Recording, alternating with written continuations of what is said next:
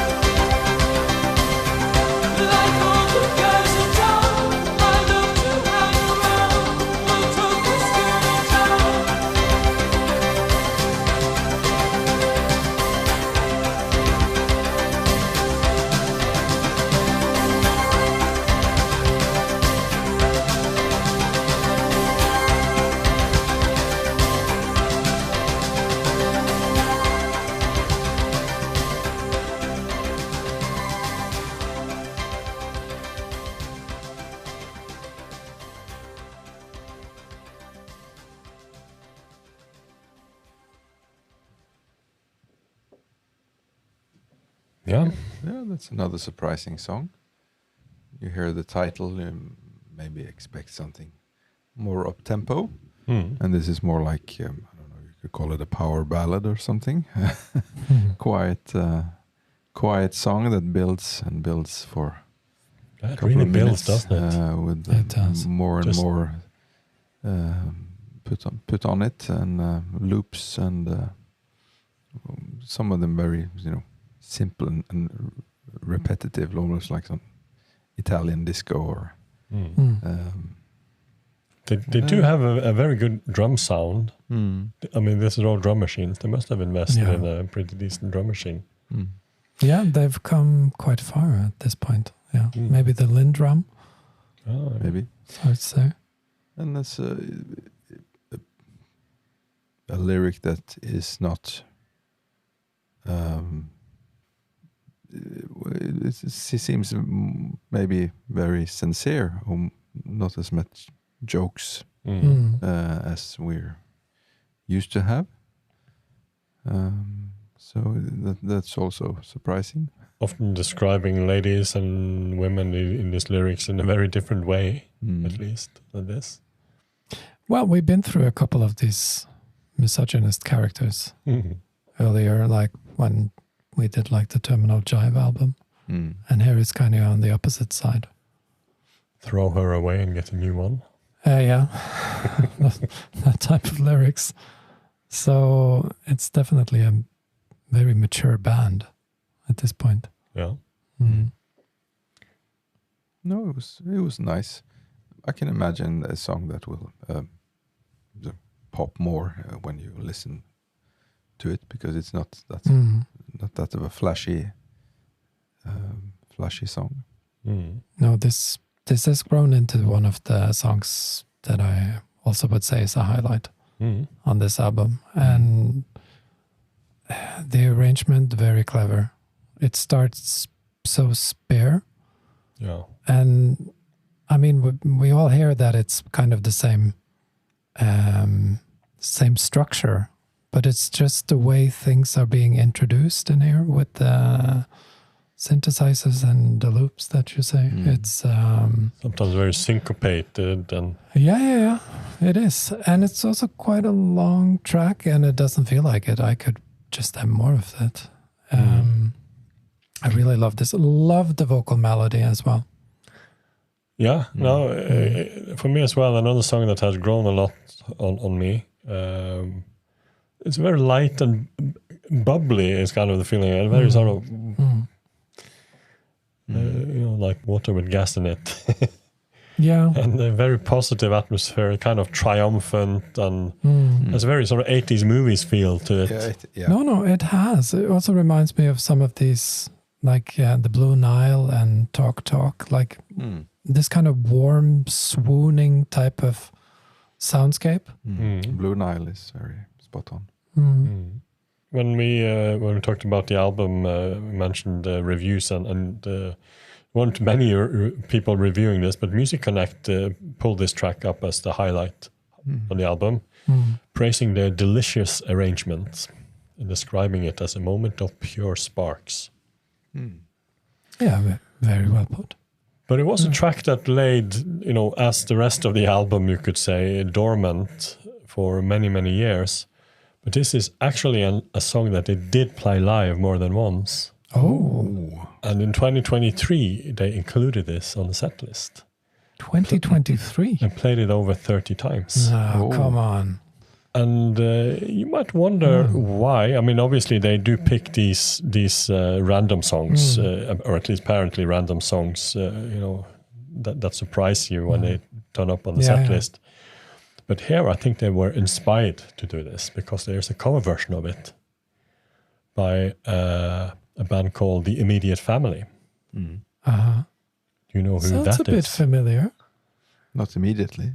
No, not immediately. They released it in 2020. Well, the album came in 2024 called Skin in the Game, February 2024. But this was the first single from the album, and that came in October 2022. And they even made a music video for it. It's an LA band, and I think Sparks heard it, were inspired, and included it. And, it's an interesting band immediately, Family, because they're not just anybody. It's a super group. Okay. And it's these sidemen session musicians that played with these LA folk rock people in the 70s. We're talking about the really legends like Carole King and James Taylor and Crosby, Stills Nash and Linda Ronstadt and all of those. Carly It's 5 members. We can start with the one that is not that known. His name is Steve Postel. He's the guy who sings it, actually. But we have Danny Korchmar on guitar. He was Carole King's guitarist, plays on Tapestry, for example. Joni Mitchell.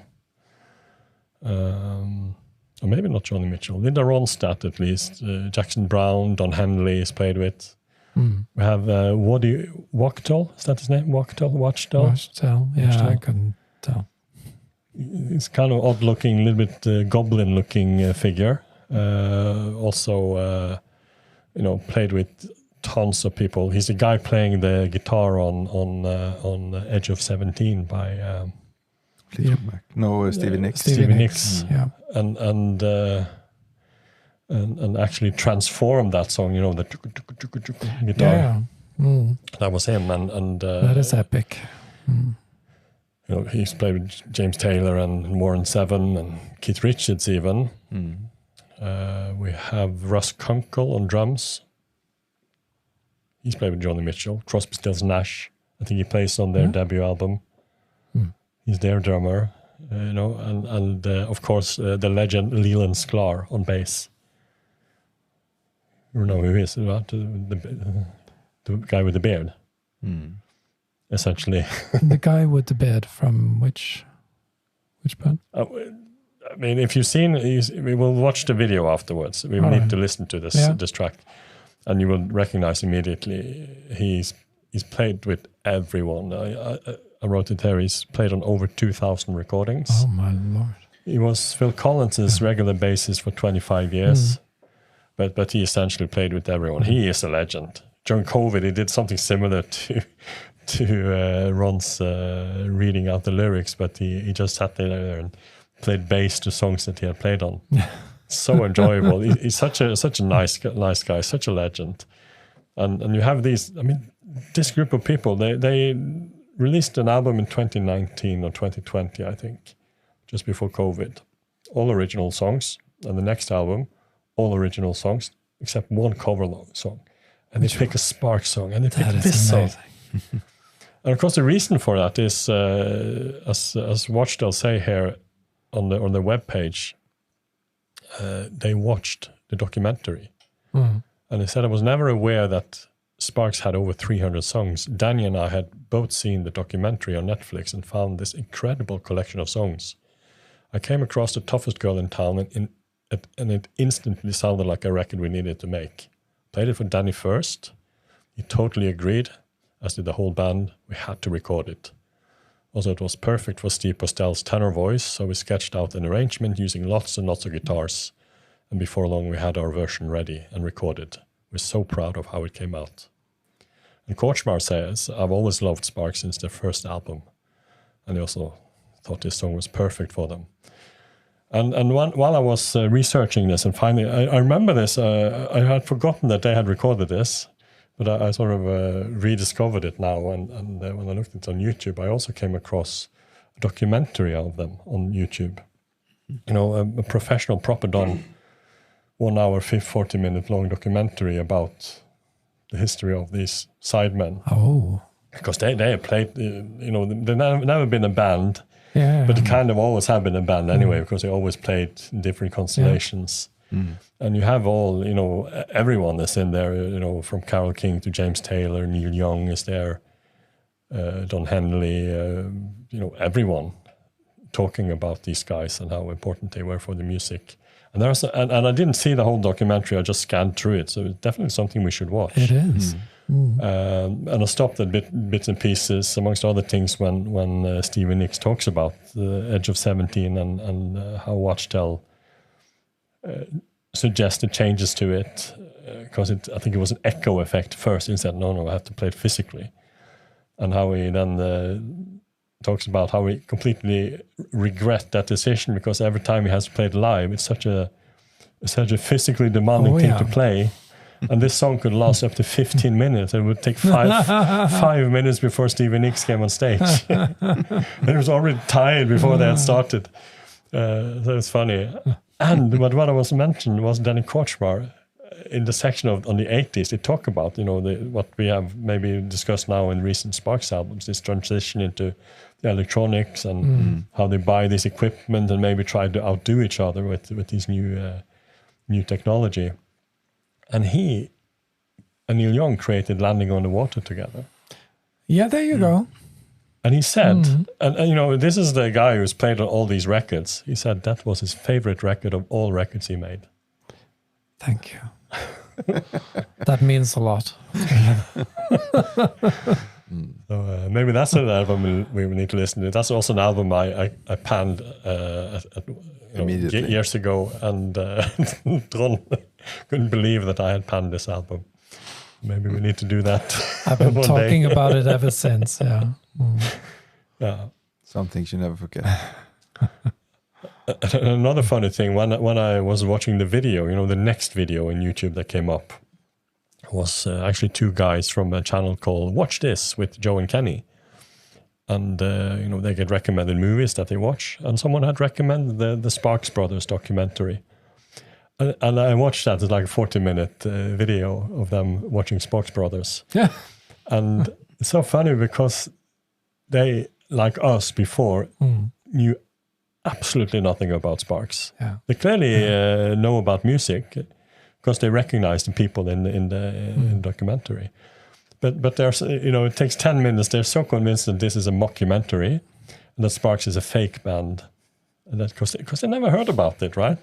How can all these legends talk about this? This has to be fake. And in the end, I have a quote there from one saying just, I'm blown away right now. These guys are amazing. It's so funny to see that transition from, haha, what is this, to sort of fanboys at the end of the whole thing. Yeah.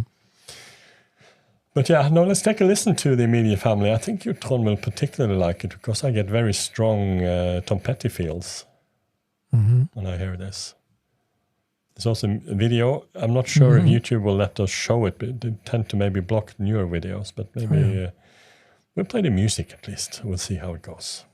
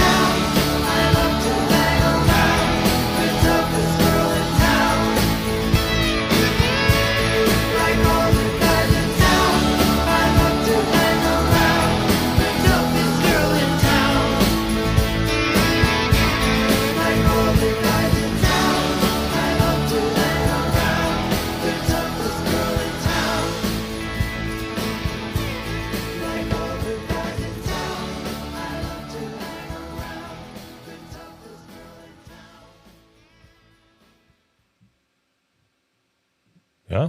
Yeah. That was a wonderful version. I get the Tom Petty reference. Yeah, I do as well. He could have made a song like that in the 80s. Yeah.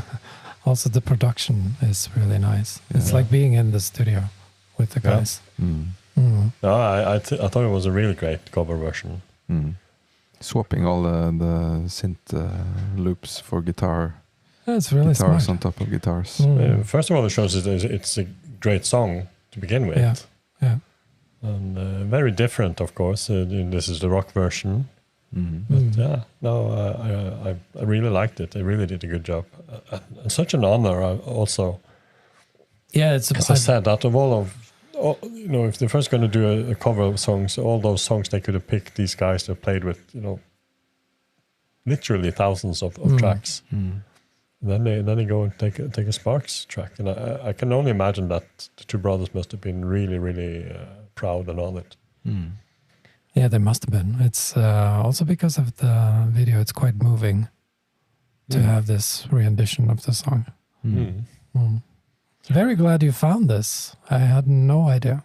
Yeah, I haven't heard much of the other songs they played, but yeah, no. They're, I think it was about time they got together and recorded something. Yeah. Sparks also did play it live, as I said.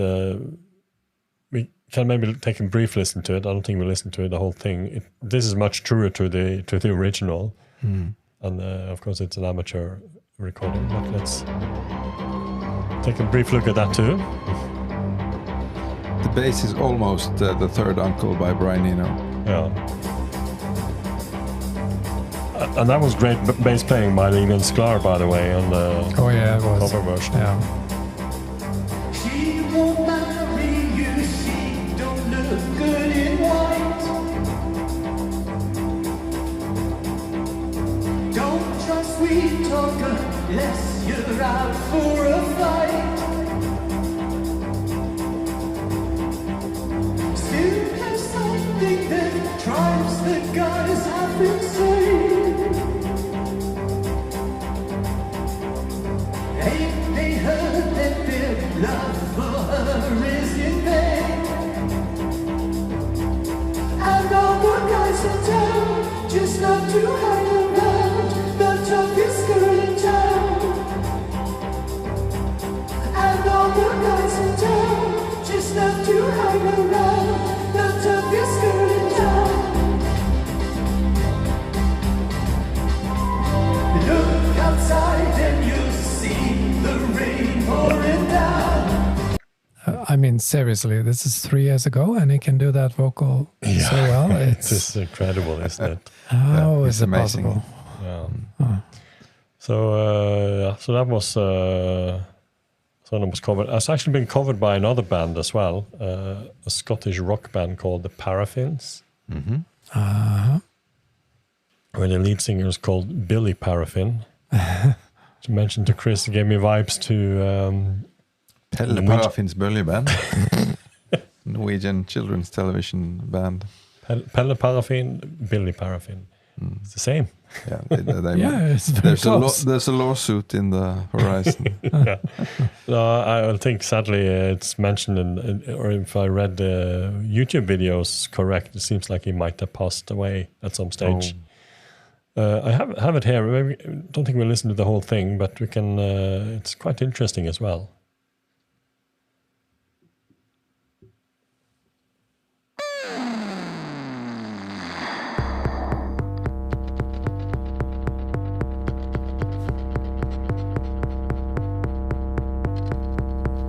She won't marry you, she don't look good in white.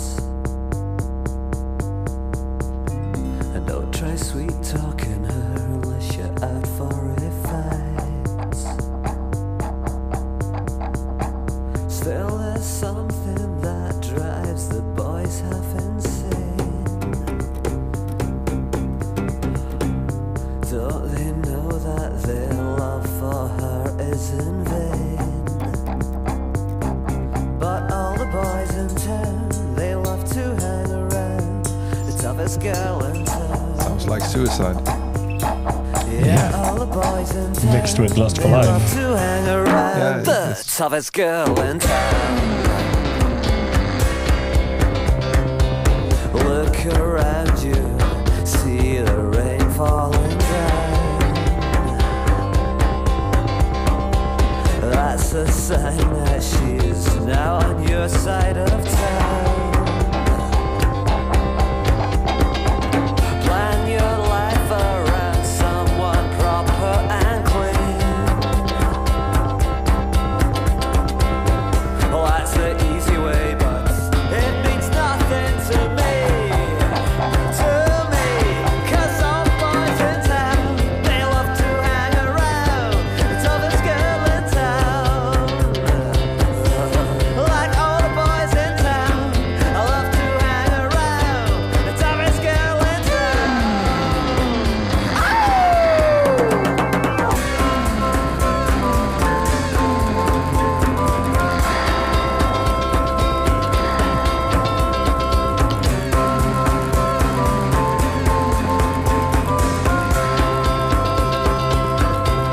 Like all the boys in town, I love to hang around toughest girl in town. Like all the boys in town, I love to hang around the toughest girl in town. Like all the boys in town, I love to hang around the toughest girl in town. In town, in town, in town. Great.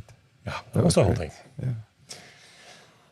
Yeah, Really no, like that. also, I mean, it's like they are both cover versions done right in a way. You can still Yeah, they are. definitely hear it's that song, but they also do something very different with it. Yeah, and it's also quite fun to hear it in a different accent. Makes the song very, very unique. Yeah. Yeah. Yeah, so definitely a song that seems to have gotten a new life in its later years, which is great. So yeah, That was unexpected. yeah, it is. But yeah, well deserved by all means. Yeah, because we've been through a couple of deep cuts here now, and you haven't even found any cover versions of them. So No, I think this is it. yeah, But they're done very well. Yeah. yeah. No, there are still some gems waiting there to are. be covered by Sparks. So let's move on. Let us first know in the comments below what you think of the original Sparks track first of all. And also the cover versions, if you like them. Let us know in the comments below. Then it's over to track number 7 in the next episode. Let's Make Love. See you then. See you then. And thank you for watching and listening. And must all have a great day and goodbye. Goodbye. We'll be back in a bit.